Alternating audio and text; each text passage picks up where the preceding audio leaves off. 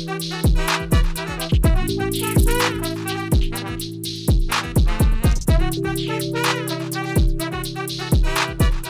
everybody, it's Montel here, and thanks so much for tuning in to this edition of Free Thinking with Montel. And our guest today is an internationally respected scholar, professor of philosophy, and has served as both the department chair and executive director for the Center for Ethics at the University of Colorado, Denver, where she's been teaching for the last 25 years. Her specialties and her interests range from history of philosophy to metaphysics, but in the last decade, she shifted her interest to addiction and the use of psychedelics in psychotherapy. She's published dozens of academic papers and has given talks all over the world, including Oxford University, the Sorbonne, the University of Barcelona, the University of Frankfurt, and many more, as well as addiction recovery settings all over the world and other public arenas. She wrote and released a book in 2016 called Addiction, A Philosophical Perspective. She's the only philosopher included in the recently published Handbook of Medical Hallucinogens, an anthology by and for researchers and psychiatric treatment professionals. Welcome to Free Thinking, Dr. Shelby. Thank you so much for joining us today. Hi, I'm so glad to be here. I'm so glad to have you. And can you tell us a little bit about your background in biology and neuroscience and what got you interested in studying addiction specifically? Well, tell you the truth, my mother, my father, my sister are all dead from addiction. So my dad dropped dead on my son's 21st birthday, shaving from a heart attack from smoking cigarettes. My mother and my sister died the hard, ugly way. And so I've always been in addiction, training, treatment, family support stuff. But I went to college and I learned about philosophy, and that world is totally rational. It's organized. What you learn is how to make arguments. And I was just taken with this world that was not chaotic. And so I studied the history of philosophy and all these systems and rationality and all that stuff. And then I was promised once you get tenure, you're allowed to do whatever you want to do. So about 10 years ago, I wanted to address this problem. And the reason I wanted to address it was because I was so annoyed with the fact that you would send people into recovery centers. They stay 28 days. They tell them to go to God, and they feed them honey and a bunch of serotonin developing foods, pastas, and all of that, get them relaxed, send them to 12-step programs, hardly ever have any medical contact at all. And then they send them out again, and insurance will pay as long as they relapse, which they do. And so I had a puzzle. Why do they send you to AA and God and 12 steps if you're in the hospital for a disease? Well, I got to tell you something. I'm so glad to hear you say and speak so candidly about this way, because I was completely blown away a couple of years ago when I learned that we have thousands of addiction treatment centers, for-profit centers around the country. None of them are certified with any kind of true certification or any standard of treatment. There are some of these places that are run by people who were former addicts who claim to have, the inside story, and yet you find out that their inside story is how to reach into somebody's checkbook and continue to reach in the checkbook. I live in the state of Florida right now, and I know that, Florida has been, the last 20 years, one of the mecca centers of, addiction treatment centers, and none of them are certified by anybody, which blew my mind when I heard this. And, when you look at these commercials, come down to so-and-so retreat and you'll find the way to happiness. And I go, well, geez, it's Dr. So-and-so Smith and Dr. So-and-so Smith. And then you find out that Dr. So-and-so Smith and Smith don't know a damn thing. They went to school for economics. So what the heck are they teaching people? Yeah. So I wonder why they have so many of those in places like Florida, California, and Hawaii. The advertising is really good, but, that involves what I call in my book an unholy trinity of hospitals, insurance agencies, and big pharma.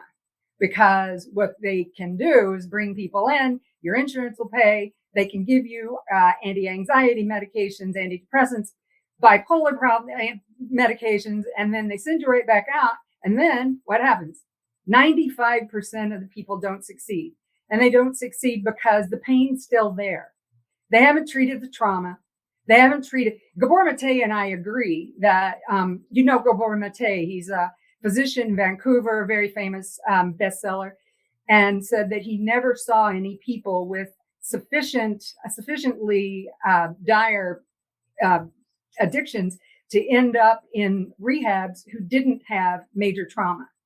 So what we're dealing with is untreated background problems and overtreated momentary problems. And when you just nailed the three states, Arizona, Florida and Hawaii, we also know that those were states that had really unbelievably significant addiction problems to opioids and other pharmaceuticals. And people wonder why, because it's just literally, carte blanche, right? I mean, doctors were able to write prescriptions to the tune of 20 and 30 or 40 of them per patient. Right. So, we have what is called three stages of the opioid crisis, right? At first, we have Purdue selling everybody on OxyContin because people do have pain. And yeah, everybody's overweight. They don't exercise, you bet. People's backs hurt and all of that. They're handing them out, especially in Florida, there with those pain management clinics. And so then we had this, and the Congress enacted all of these draconian laws, and so did the states, about what doctors could do in overseeing the pharmacies and all of that. And so then people just went to the street drugs. So then we had this major opioid crisis because of that. But then third round, we got the fentanyl coming in, and fentanyl is, because it's 100 times stronger than heroin. They're able to make a whole bunch more money on the people who are now addicted to the new drugs, and then the overdoses increase. And then we have what's been called now the COVID fourth wave of the opioid crisis. And that is because social situation is so bad. And I see this all the time in students, and everybody, just everybody, even the providers that I know. With that extra stress added on, now we've got these other layers. And yet we're addressing anything like a root cause. I find it really very interesting. You are one of the only doctors that are speaking out in this way, especially right now where, I had an idea about doing this podcast with you to get to the point of using psychedelics and those things, and we're going to get to that. But I am so fascinated by your philosophical background, and I want to kind of pick your philosophical brain a little bit and look at what's going on in America philosophically.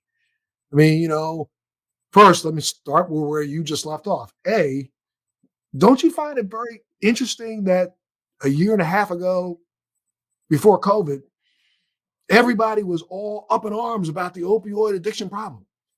We didn't solve it, didn't go away. All of a sudden, we just stopped talking about it. Right. Number of deaths are still the same. Number of overdoses are still the same. The crisis that's going on across the country is still the same. Though they may be selling less of oxycodone, they are selling more of others. So have we really and nobody's talking about it. Let me tell you this, Montel. In the year from 2019 to 2020, so from September 2019 to August 2020, there were 89,000 overdose deaths. The year before that, there were 70,000, up by 18,000. They're expecting this year to come in more than 100,000 opioid deaths. And guess what? How many more times are caused by prescribed drugs than not by prescribed drugs? I bet you it's got to be at least 2 times or 3 times. Exactly. And this country, the United States, we are 5% of the world's population, but 80% of the narcotics prescribed are prescribed here. Well, there's another little piece of that puzzle. And a lot of people, again, there are things we just refuse to talk about. We fought a war for 20 years in the land that produces the majority of these drugs. Yet our military had a hands-off mission when it comes to those producing poppy fields. And you wonder why. Was it because the rest of the world said, leave it alone? No, because we knew that there was an industry built on survivability of the opioids coming out of that golden triangle. But nobody's willing to even state or say or ask a question about that. I mean, philosophically, to me, that makes me feel like all of our leaders and all those who talk about this as a problem are just another shoot in my mouth full of shit. But I believe they are. And two, we won't even try to connect the dots in our social turmoil in America to what we see philosophically as this hands-off approach to big business basically terrorizing us with these chemicals. Let me tell you, this has been going on for a long time. You know those tobacco growers that made the whole economy in the Southeast?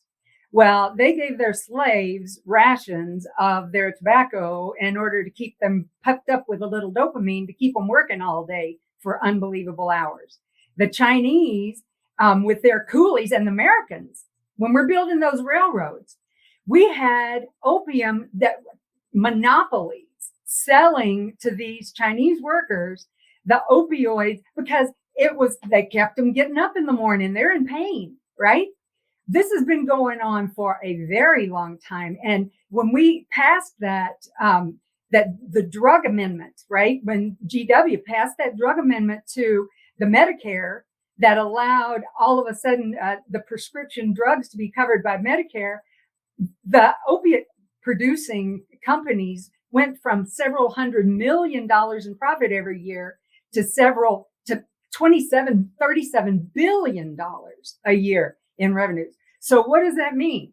That means that we've got Congress people in the pockets of people and playing with people who are benefiting from the death and the devastation that's brought about to many of our, so many millions of our, because not millions of our people, citizens who are being affected by this kind of, these kinds of chemicals. Now let's stay on the philosophical tip for just a minute. And I know you must sit back and reflect and look at America and say, maybe you don't, but I mean, you've got to sit back and go, what the devil is going on here, especially right now, where we live in a land of people who are so tribally bent on the most basic, I don't know, hereditary kind of angst that we've had since we were cave people. I look at what's going on. Yes, do we have race issues? Yes, but aren't those race issues really more than race issues? They're way more than that. Aren't the issues that we're facing society when it comes to the fact that America has been a country that's never been based on inclusion, never been based on the idea of all. I heard the president speaking earlier today talking about, we're a land founded on, everyone is equal under God. Hell no, this was not what this country was founded on. We need to go back and recognize that, there were a bunch of these people that they call Puritans that they kicked the heck up out of Europe. Why? Because a lot of them were doing so many socially unacceptable things that they came to the United States to see if they could get away with doing those socially unacceptable things here. And then when they got here, they even separated their groups to get rid of some of them that they thought were less acceptable, along with, committing genocide and committing some of the most horrific crimes to man. And we've never really gotten away from, that's been subdued right under the surface, but we've never really gotten away from it. We're a country that's built on exploitation. And when we have institutionally ingrained exploitation, because who came here first? Exactly what you said. And who did we bring, right? People that were intrinsically and by nature now for generations traumatized because they're essentially excluded. They're essentially less. And then everybody else that's here, that we colonize everybody. This country is made on capitalism and the dollar. It's not. I don't see the argument that Our biggest problems are fundamental inequality that has grown every year and every year because of the way that capital grows, and the way that wealth accumulates and does not accumulate in families that never get out of the starting gate. And we build our country on the backs of these people. If you don't have those people picking the avocados, if you don't have those people doing the watermelons, if you don't have those people, I'm from Texas, so I know who does all the work. If you don't have those people doing that, then you don't get cheap food. You don't get, I'm sorry. I've been saying this since day one. I defy somebody, excuse me, when I say it this way, people are going to get angry with me. And there are reasons why I can say this, but I'm going to tell you, you ain't finding too many young black kids or young white kids in America who want to go out and pick anybody's vegetables. You're not finding too many young white kids or black kids that want to go out and clean the bathrooms at Motel 6. You're not seeing too many young white kids or black kids going to school right now trying to become doctors and nurses. You know, trying to become nurses' assistants, trying to work in hospitals as janitors. So we have an entire service part of this economy that's never going to spring back. I mean, I think we're looking at something that's like a bold-faced lie when we hear some of the politicians talk about the fact that the economy is going to come back. It's not coming back. I mean, I got friends of mine who have kids, and I not one of them little lazy butts are going to get their butts up and go out in the field and pick an avocado tomorrow. Yet we want to close the border and turn against those who were willing to do it for you just to make a penny. Exactly. People are desperate to make anything and live in a place where they feel rudimentarily safe. But my son got a job as a chicken stacker in a freezer when he was recovering from his own alcoholism. And he said, "Mom, I can't keep up with the Mexicans. I can't." And he's 6'5", big old boy. And going in there in that freezer and stacking the Costco boxes of chickens, he was like, "I can't do it." And of course you don't want to do that. You know why? Because you grew up in my house. Right. Nobody wants to do that. But people who have never had the chance to live anywhere where they even felt fundamentally safe, not that we're safe in our cities, but fundamentally safe, where you can actually drink the water, where you can actually walk across the street. Other people are willing to work much harder than our children are in order to get just the opportunity. But that's a lie too, right? We are just as caste system as India, as the royal societies of France and England in the old days. We don't have upward mobility. That's a bold-faced lie. Our upward mobility exists in the classes that already have a foot in the door. Some people ask me, why aren't you in debt, or why aren't you under a bridge with a needle in your arm? Well, my great-grandmother paid for me to go to kindergarten when I was 4, and I did well in school. And my dad was white and worked in a refinery, and I got the chance to go to college because of that, right? But tell me that somebody from Guatemala coming over here is gonna get the opportunity for any of that. But then that those people that come in from Guatemala know in their heart of hearts that they're going to work as hard as they can to give that opportunity to their child. Right. Whereas we may work as hard as we can to make sure we can buy the next Escalade for ourselves, rather than sharing that wealth with our next generation. I just philosophically, as you look at the news and you watch what's going on, please tell me I am wrong when I say this, but I've been saying for the last 4 or 5 months, and I don't want a lightning bolt to hit me, but I'm telling you, I feel bad because I even say this. It's like I feel as if America has seen its better days. I feel as if this country's core, the people who literally believe that I was watching a show watching a news program the other day, and I saw this well-meaning lady stand up before a group of people, and she said, and her exact words were, "Listen to me, I am not a racist, but I believe that this critical race theory and all this retelling of history is as racist as anything I've ever seen before." And then I stopped and I went, "Excuse me, you mean you don't want us to tell the truth about our past? You would rather ignore our past and try to move forward claiming that we are what we're not, how can we ever move forward? It's that, I've said it, I say it, and it's not my quote, but it's a lot of people's quotes. You can never know where you're going to go. You will never get to where you're trying to get to unless you know where you've been. Exactly. Exactly. And so in the case of addiction, unless you see what it is and what you've been doing, you're not moving forward. In the case of our educating our kids to think, I mean, first of all, here the argument is that you're teaching critical race theory, which is a very sophisticated theory. And it's also a bullcrap term, but go ahead. Yeah, that only philosophers and lawyers even use. That is, now it's being thrown around as though it were just telling the blank truth is doing some kind of sophisticated theory. So just in the same way that some schools that I know don't I grew up in Texas, remember, that will not allow teaching elementary kids yoga, because that's bringing in Eastern religions. That blows my mind. Right? Crazy crap. And if so, you tell them that the Alamo, which is the San Jacinto Monument, which I grew up down the street from, that was the Battle of San Jacinto was not a battle. It was a massacre. That the Texans sneaked up in the middle of what's supposed to be a conventionally peaceful time, siesta, and massacred everybody. That is what we've been worshiping as the bravest day in Texas history, and when we won our independence from oppressive Mexico. When my friends in high school found that out, which was about 2 years ago on Facebook, they were stunned that we had been taught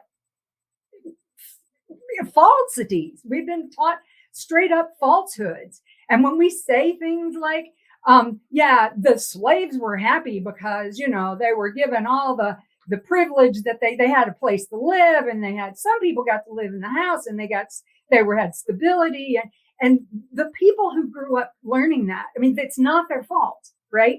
And then they uphold that as part of their own tradition. And this is what we mean by structurally inured racism and isolationism, that people grew up learning, like I did, that the Battle of the Alamo was sacred, not that we lost, that the Battle of San Jacinto was a masterful win over Santa Ana when it was actually a massacre.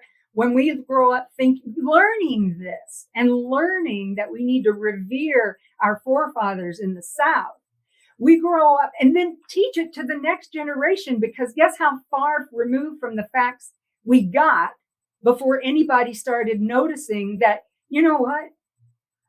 All of you people who've been in charge of this, all of you white people who've been running a textbook conservatory and the approval of all of the history books, all of you are in the same group, and you're telling your story. And yeah, that's your story.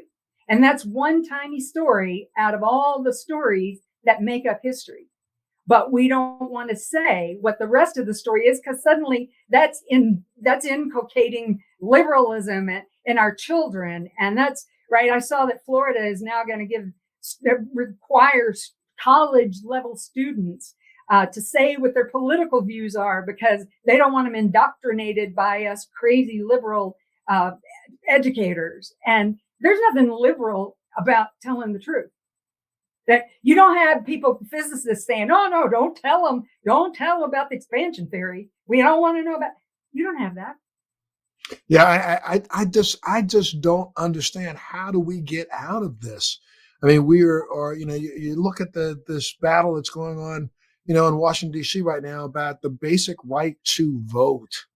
The right to have citizens have a say in their government, which is supposedly what this government was built on. That's why the term democracy even exists. We don't want democracy. We want something else. And, how do we get out of this, Doc? Well, I can tell you sort of a different theoretical framework. I'm not going to tell you wrong, because I'm worried that you're right. But I can tell you that that history doesn't proceed in a straight direction. The philosopher Hegel talks about the dialectic, and history proceeds in a spiral. And if there is increasing freedom, it's not going to come easy, and it's not going to come fast. and all of those things like the civil rights movement and the women's rights movement, and our having a Black president and being able to move forward those and being able to get rid of the mortgage lending red line laws, and right, those things all come at a price. Every time there's a step forward, there's a crash.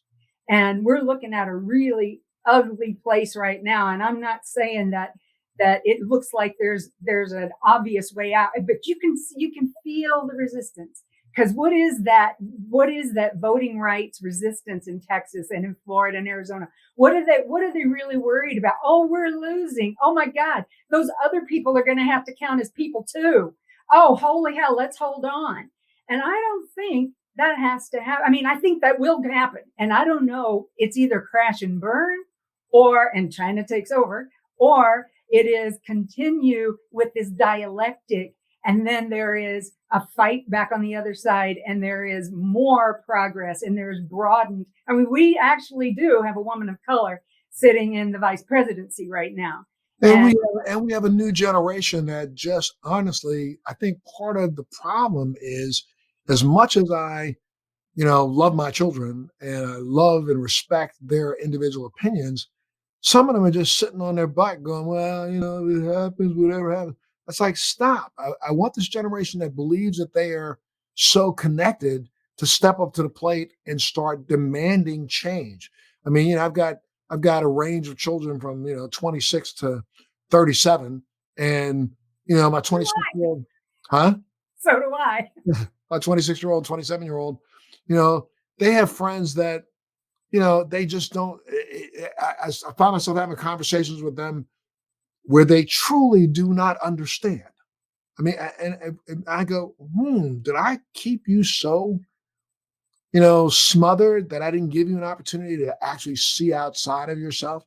And I think in some ways I blame myself for that, because they don't look critically at the world. They believe that their friends, their small, 1/4 of this nation will overcome the other 3/4. And I'm not sure if they're going to have the strength and numbers to be able to do that. However, it's a snowball rolling down a hill. You can't stop the coloring of America. If we try to stop it, we'll end up like Sweden, a place that, made sure that they cull their race every now and then, continue to cull their races every now and then. People don't even know the story of what took place in Sweden in the, early 60s and the late 50s, where they literally went through and euthanized or sterilized anybody who was different there, to make sure people, I've talked to people, they say, well, at least, what if we had a system like Sweden? I say, what you need to do is stop, smack yourself upside the head, and recognize what Sweden really did and who Swedes really are. You might think that Swedes may not be any different than Nazi Germany. I mean, truthfully, if you dig into the truth behind how come there's only 8 million of them now, and there was only 8 million of them in the 60s, there's a reason for that, because they stopped their birth rate and they tried to get rid of. Hopefully, we won't do that here. I think there is a snowball rolling downhill. We're not going to have hospitals. When you look at what's going on right now, across the board, across the country, we have a shortage of employable people with skills, because we've shut our borders to block those who can take care of us. That's only going to work for a couple of years, until some of the people in power, as mothers, sisters, fathers, kids, and other people, go to hospital and then realize that they got to wait 12 hours, or realize that they won't get a nurse, or they won't see a nurse for 2 days. That's crap is going to stop, I think. But yeah. I mean, and there are other problems with that, right? Because the way that we educate people, I see this all the time. By the way, I have many students who are activists, and that is largely because my philosophy department is a social justice oriented philosophy department. So we spend a lot of time and energy on encouraging these students. But I can tell you, the students who are the most activists are the students who are queer, LGBTQ, because they've been ostracized, because they have everything on the line. They are immigrants because they have everything on the line. But we work right? To help them to understand. I mean, to get the rest of our students to understand that it's up to us. We have to change. I loved that young man that you had on your program the other day with the climate change. That guy was totally in, and he understands this is his world dying. And this is what my job is. My job is to encourage these and train these people off to medical school and to law schools. And I have a number of them working on immigration issues that are legal theorists and practitioners. But the problem is that we think that the state has totally abdicated its responsibility to educate its people.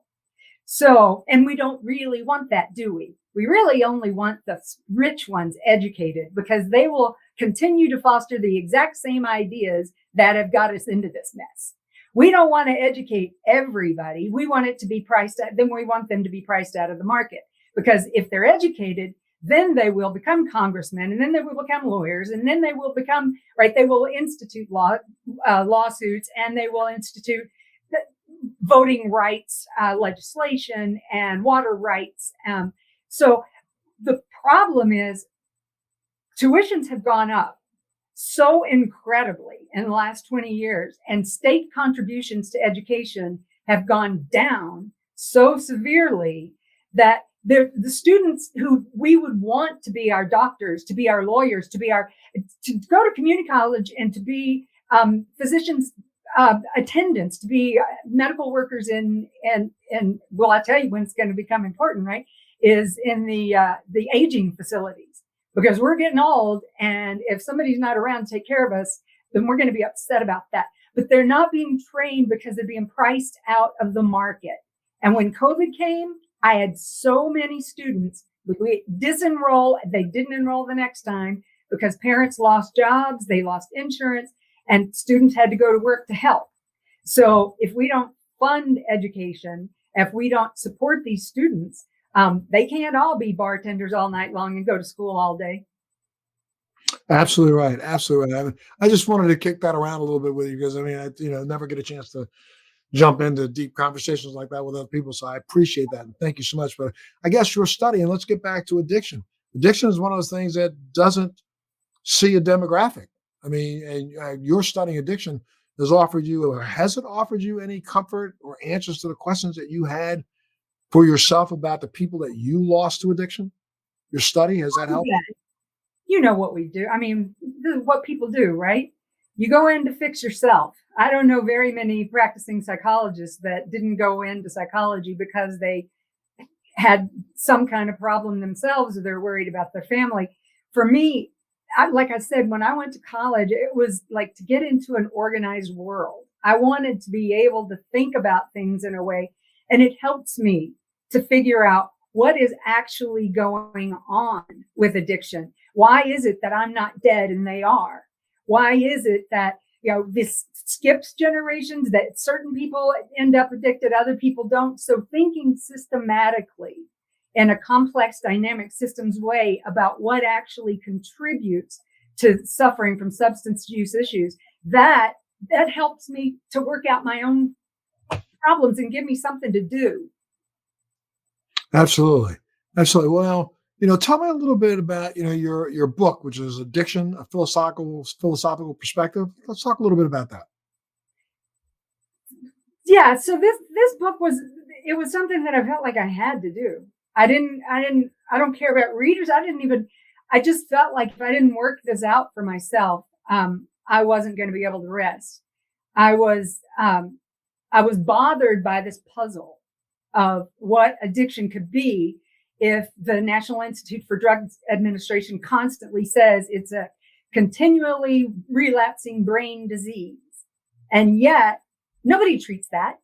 Nobody goes in and treats dopamine regulation in the nucleus accumbens, the ventral mental tegmental. They send you to AA, or they send you to NA, or they send you to a treatment center. And it frustrated me to no end. So I thought, you know what? I'm going to go through this systematically. And I just got educated in evolutionary biology and genetics and psychology, neurology, so that I could see what all the various components are. In fact, critical theory and economy. um, economics, how all of those things work together to bring about this situation in people. I just found, you're going to call it a disease. That seems weird because we've had a 27% increase in a disease in the last year and a half. I didn't see a 27% increase in heart disease and diabetes and sickle cell disease in the last 1 year and a half. So I had this concern, right? And that's why I put this book together. And it turned out that what I found is this is, like most things, way, way, way more complicated than anybody wants to talk about. Well, you say in your book that addiction should be understood as a temporal phenomena and not just a disease. Explain those differences. Okay. So according to NIDA, we have a constantly relapsing brain disease, but many, many people go through a period of addiction, as Gene Heyman, the Harvard psychologist, showed. And by the time they get to their 30s, usually stop, usually outgrow it. Strangely, when their brains finish myelinating and they get married and they get children, they get responsibilities, they get important projects in their lives, these things fall off for the vast majority. Some people don't enter into addictive cycles until they're older, but then they will cycle back out.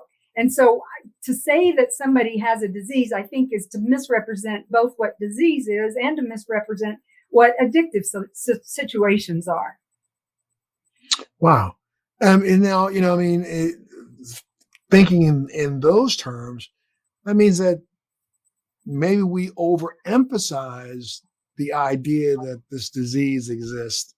We should be emphasizing the fact that we've got to go back and take a look at the base root cause, the initial trauma, if there was a trauma. And there are some people who are addicted. I wonder, you tell me if I'm right or wrong, that have never had a trauma, but they fall into, I'm thinking about some people who, get caught up in, let's say, some of the drugs that aren't opioids that they want to keep going back to and back to and back to. Are they going back to because they're trying to cover a trauma, or are they going back to it because they like the feeling that they experience and maybe life was just a general trauma?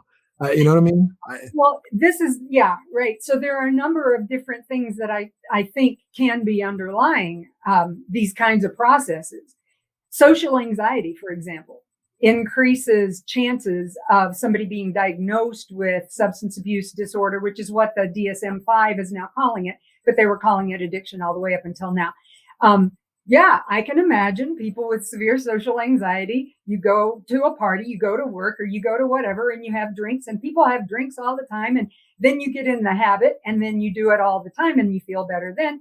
And then perhaps you get on, some Klonopin or some other kind of benzos, and then the cycle itself will perpetuate itself after a certain point. I talked to a lady just yesterday. She was 70 something years old, and she had started drinking because she had a tremor, and it stopped the tremor and it made her feel better. But after less than a few months, because of her frailty and her age, that alcohol had such a debilitating effect on her that her son and her husband checked her into a rehab facility. And I can see, right, that in my book, I actually outline 4 or 5 different kind of typical phenomenological experiences, like the snowballing effect and that magic effect of a person who has such a discomfort that the first time they take a drug, it is so night and day that they immediately will do it again and again and again. And then there are the trauma people, but a lot of people have trauma that, like Dr. Carl Hart, you probably know because he's from Miami, neuroscientist from Columbia University, grew up in a Black neighborhood, and in Miami was dangerous, dark, and all of that. And his claim was that there wasn't so much an addiction problem as there was a resting problem. And you put people in jails and you take away their breadwinners, and the rest, and all the people have this low level constant trauma, right? Not the kind that can be treated by RTM or by this, maybe not even by the psychedelics, I'm not sure, but this low, because when you're never out of the trauma, it's hard to heal the trauma. And so for people, in neighborhoods and in whole swaths of the country where nothing gets better, you can see that the idea that this situation would set in with them, of course it's prevalent. Of course it runs in families because, addicted parents mess up children. And so then we got that problem. I'm so happy you even brought up RTM. I've been working very closely with Dr. Burke, who created RTM, the Reconsolidation Traumatic Memories, and trying to get, our government and, from the VA to the DOD to recognize that this is a protocol that so far has been considered by ISTSS, one of the only cures for PTSD in existence today. But I've been met with such vehement resistance by those people who are, advocates of the exposure therapy and those other protocols that are only 30% efficacious. And I had a very close friend of mine, Doctor,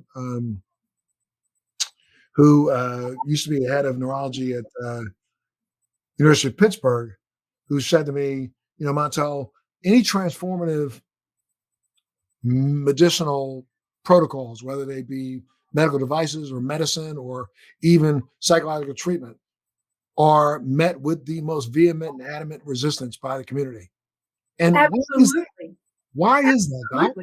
Well, because first of all, we have socialized doctors to believe that medicine is the answer.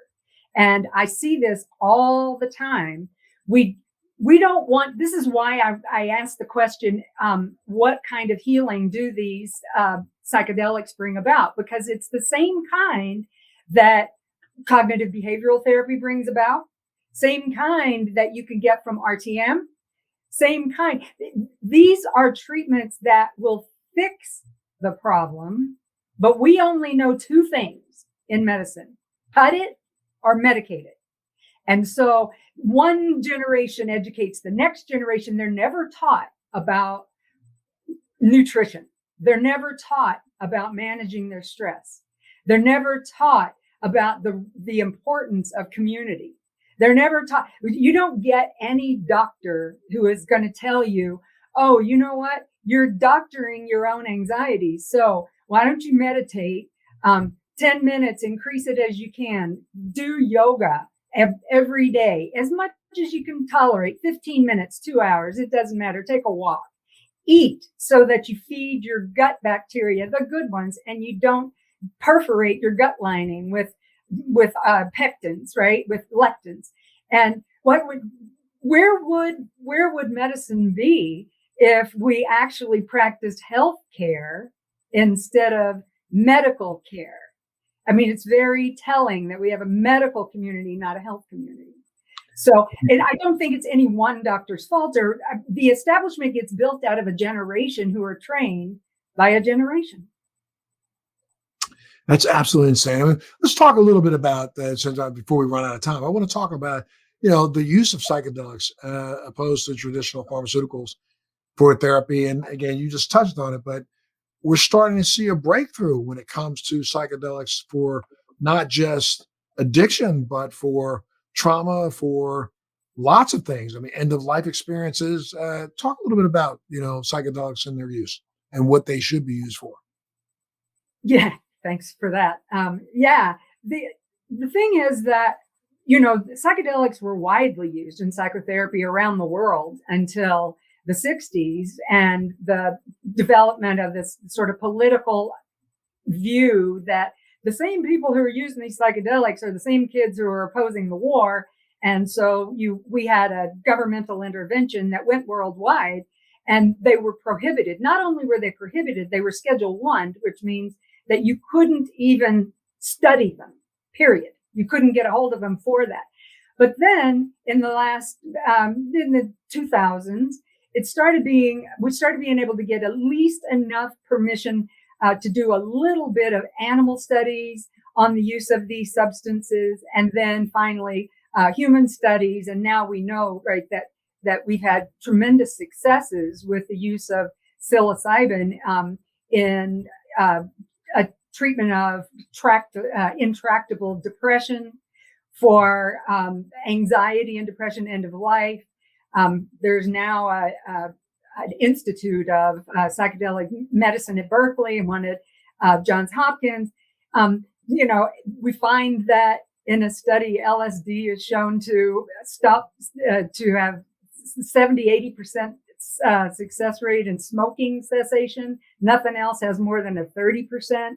MDMA, for the same reasons, by the way, MDMA therapy in treating PTSD in first responders, in war veterans, for the same reasons that it works in RTM. We're talking about increasing oxytocin levels, right? The natural, the hormone that causes mothers to bond with babies, and for lactation, birth, and for sex. Though the oxytocin levels rise, so there's more trust in the therapists. And so under these protocols, you get people to relax so they can face the fears, the traumas, because that's part of the problem with trauma therapy, is that it's those who experience it have such re-traumatizing experiences that the mere exposure is not going to help. And I mean, doesn't the psychedelics physically do something to the amygdala in the brain? I mean, are we starting to see that experience actually alters the physicality of the brain? Yeah, in two different ways, right? So, for one thing, it raises both all of the classic psychedelics and the newer MDMA and created psychedelics operate on the serotonin levels, which is our well-being sort of hormone, neurotransmitter. And it works especially on the 5-HT2A receptors, which are in particular parts of the brain, as you mentioned, right, in the emotional sort of circuits, including the amygdala, the insula, and all of that. And so by changing the tightness of the synaptic strengths between the facts of the memory and the emotionality of the memory, then when the treatment is finished and memory is reconsolidated, then it's reconsolidated without all of that depth of emotion in it. So people don't lose their memories. They don't forget that things happen to them, but they don't feel it with that intrusiveness that causes the nightmares and the jumpies and the intrusive thoughts. So they work in that way. But there's another way also that some of these psychedelics work, and that is by dampening the default mode network. The default mode network in the central parts of the brain are the parts that are operating when you're not thinking about anything. And they're the parts that you use the most, right? All the time. And so they're also involved in rigidity and, right, keeping things the same. So my Candice default mode network sees to it that I see things through my lens, and my lens is my history, and my lens is like this. But if you look at the scans of people who are under the influence of some of these psychedelics, you'll see their brain scans don't look like adult brain scans. They look more like a 4-year-old brain scan. So it's opening up all of these other possibilities, connections, and all kinds of things. And so they basically learn. They have insights because they get out of their own way enough to look at the world and see, oh, right, yeah, that happened, but so did all this other great stuff. And that was one thing. And so it changes perspective. Do you think we're going to see more and more psychiatrists and psychologists, embrace this? I mean, in the last couple of years, I mean, with the advent of the understanding of the endocannabinoid system, let's say that, the fact that we as mammals have a built-in system that is there, and God gave it to us, a million years ago to say, these things called cannabinoids that are so good for you. Let you make your own. And if every now and then you go out and get some from nature that'll help antagonize your own to work a little bit better, it's okay for you. So now we finally have some doctors who are understanding that, what, I may have been all off when it comes to cannabinoids and cannabis. Are we going to start to see doctors start to embrace psychedelics a little bit more and understand that, what, maybe this was something that was put on this planet, go way, way back 1,000 years ago. People were having psychedelic experiences all the time. It was part of the birthright. It was part of your rite of ascension into adulthood. Exactly. So, yeah. So, and same for mescaline, peyote, and variety of, these other substances, ayahuasca. So in this handbook of medical hallucinogens, where I was like the only philosopher, and the other 42 contributors were neuroscientists, neuropathologists, they were psychologists, psychiatrists, practicing therapists, medical doctors. They're all contributing to the study because it's so promising. The thing about it is actually using these therapies, if it makes the problem go away. And by the way, these experiences are, these drugs are not addictive. That there are hardly, of all the people in all the psilocybin studies, and the people in the ayahuasca studies, the people in the LSD studies, that it's not as though they're like, oh yeah, I'm going to go do that every day. It's work. It's an experience.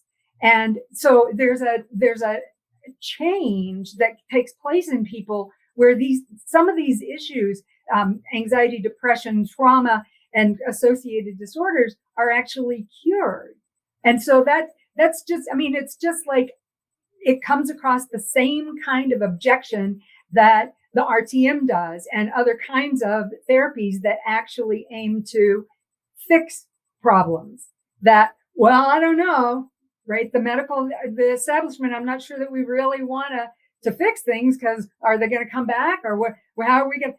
Yes, you will still have more than enough people to treat. The country is traumatized from the word go. We have millions of people with, so many psychiatric disorders, discomforts, that, we can use these protocols, and people can actually be changed. Yeah, I think you nailed it right there. There are so many people. We have 330-something million, 340-something million people who live in America, and we estimate probably a good 30% to 40% of this country is walking around with a trauma significant enough to cause post-traumatic stress syndrome symptoms. And so therefore, there's not a doctor or psychiatrist alive who can treat 100 million people in their lifetime. So there's plenty of people around that are broken that need to be fixed, and you're not going to run out of money. So why don't we start looking at this that way and say, okay, there's a significant enough income stream here. Let's start fixing people rather than just keeping people broke long enough to make more money. Yes, exactly. And that was what I was referring to as that unholy trinity of the hospitals and the insurance companies and big pharma. I think that group has had a role to play in the increasing amount of psychological disorder that we're seeing in this country. And I think that there are a number of people who have had it. I belong to 2 different professional associations that promote the research and use of and legalization of these substances in therapeutic situations. I am not Carl Hart. I am not promoting everybody, let's have adult use of drugs in every situation and go ahead. That's not what this is. I'm not in favor of that. What I'm in favor of is the use of promising substances in a therapeutic setting with the correct support. And that includes, by the way, I belong to a group called Women in Psychedelics, and that includes making sure that when people are in the treatment situation, that women in particular, but everybody, is cared for. Maybe you need two practitioners with you at all times. Because, it is possible. And in recreational ayahuasca trips, I have heard this story over and over about sexual predation and that sort of stuff in these situations. And that is part of the regulation. That's part of using these substances wisely. Yes, Yeah. I would agree with you 100%. Doc, I tell you, you and I could talk for days. I want to do that. So, at some point in time in the future, I need to definitely have you come back because there's so much more we could talk about. And I think so much more we could talk about that I think our viewers and my listeners would love to hear from you. So you always have a home here whenever you want. Thank you so much. This has been so fun. I think we might be a little simpatico here. Yeah, I think so. And I think, it's literally, time for these conversations to be held more publicly and more open. So I am so looking forward to people tuning into today's podcast. I'm going to make sure that they continue to do so. And I know the first time that they hear you, they're going to ask me to have you come back. So we'll be reaching out to you. Okay. Thank you so much. Absolutely. You have a great day. And for all of you, make sure you tune into the next Free Thinking with Montel. Thanks for joining me on Free Thinking with Montel. Please make sure you're subscribed and hit the bell to be notified when new episodes post each week. We'd love to hear your feedback, so please send us your comments.